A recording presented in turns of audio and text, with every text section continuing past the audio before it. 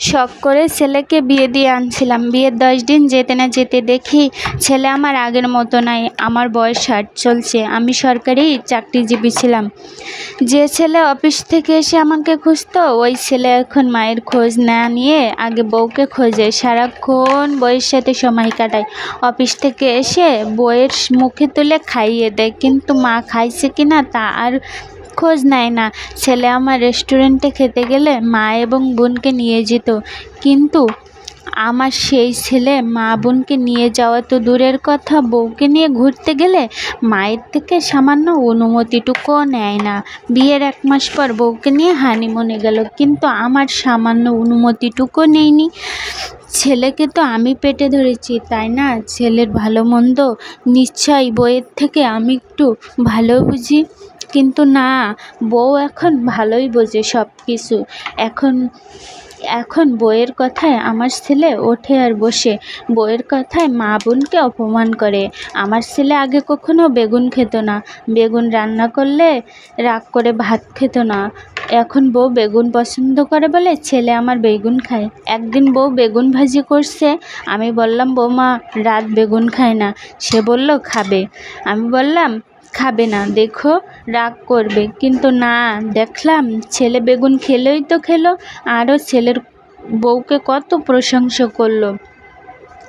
আর বউয়ের সামনে ছেলে আমাদের অপমান করলো, আর বউকে বোঝালো মা কিছু জানেই না। আর বউ তো আরও পাওয়ার পেয়ে গেল। বিয়ের 4 মাসের মাথায় ছেলে আমাকে বলে, মা তুমি আমাদের সুখ দেখলে কষ্ট পাও? আমি বললাম না তো, কেন? রাত বলল, তাহলে তোমার সাথে আমার বউকে কেন তুলনা করো? সব সময় আমরা যা পারি তাই করব, তুমি কেন নাক গলাও? আমরা ঘুরতে গেলে তোমাদের নিতে হবে। আমার বউ কি রান্না করলো না করলো তোমাদেরকে কেন বলতে হবে?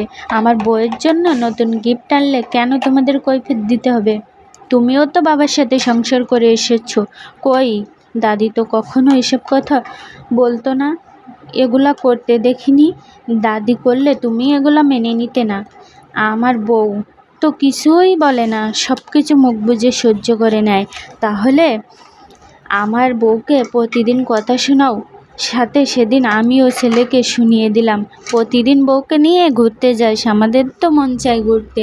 প্রতিদিন বউকে নিয়ে রেস্টুরেন্টে খাইতে যাইস, আমাদেরও তো খাইতে মন চাই। হঠাৎ করে এই পোস্টটি সামনে পড়ে গেল, তাই ভাবলাম আপনাদেরকে একটু বলে শোনাই। আরে বোন, হইছে, এবার থাম, অনেক হইছে, আর বলা লাগবে না। তুইও তো একটা মেয়ে, নাকি মেয়েদের নামে এত প্রশংসা করা ভালো না।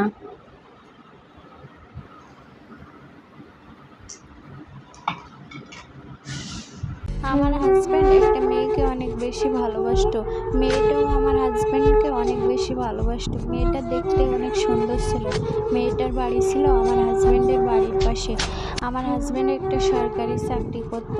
তখন আমার হাজব্যান্ড তার বাবা মাকে জানালো সে মেয়েটাকে অনেক বেশি ভালোবাসে এবং মেয়েটাকে বিয়ে করতে চায়।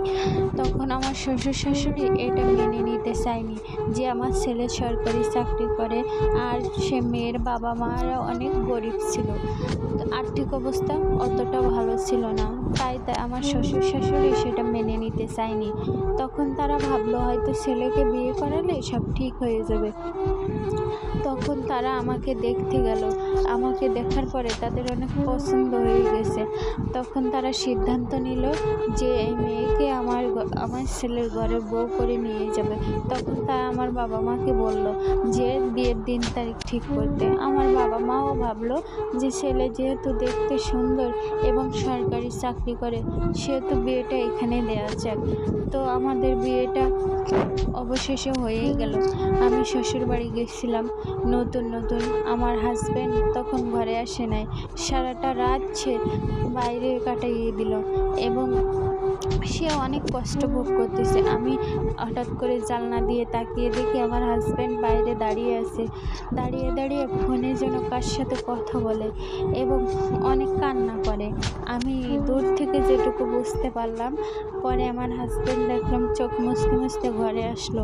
তখন আমি তাকে জিজ্ঞাসা করলাম, আপনার কোনো সমস্যা? সে বলল না, কোনো সমস্যা নাই।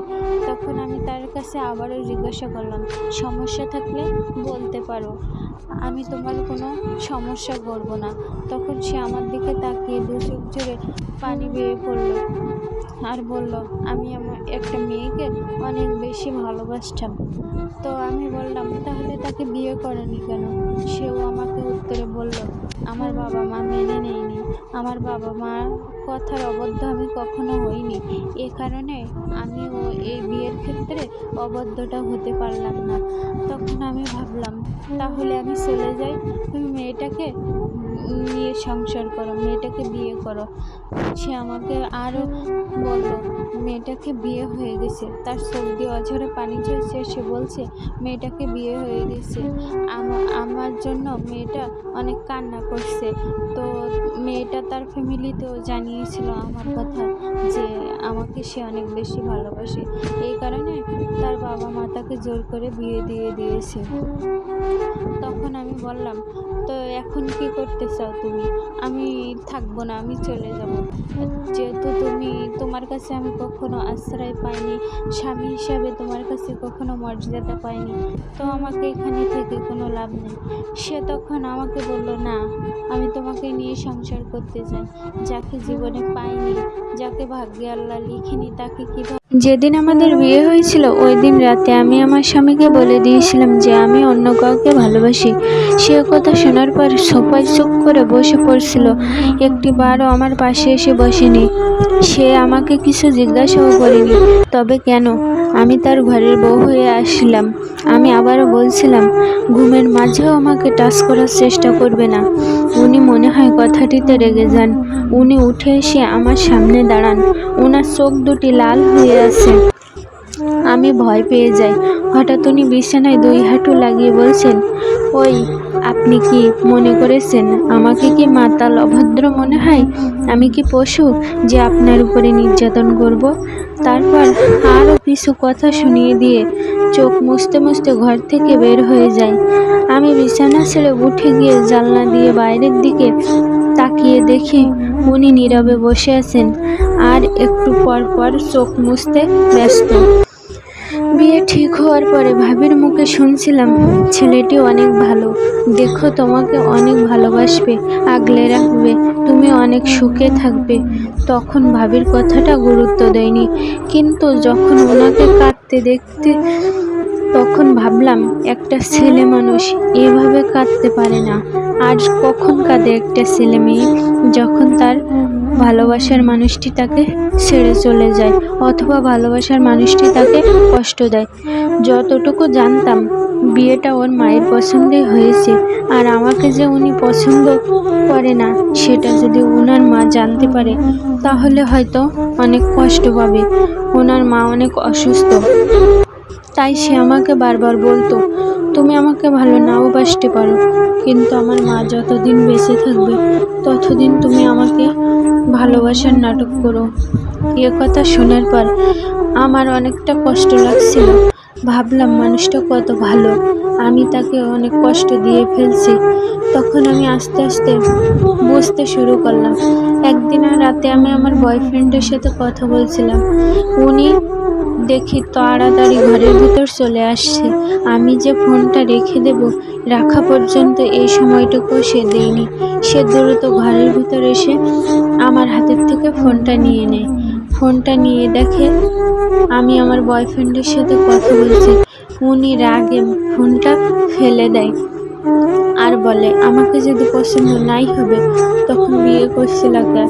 তখন বলে দিতে পারতা যে আমার ওই ছেলেকে পছন্দ হয়নি, আমি অন্য একজনকে ভালোবাসি। কেন তুমি এভাবে আমার মাকেও কষ্ট দিচ্ছ, আমাকেও কষ্ট দিচ্ছ? আমার মাকে তো তুমি ঠকাচ্ছ। আমার মা জানে আমরা অনেক সুখে আছি, তার ছেলে অনেক সুখে আছে, কিন্তু সেটা তো না। মার অজানাই আমি অনেক কষ্টে আছি। তাই তোমার কাছে একটাই দাবি, মা থাকা পর্যন্ত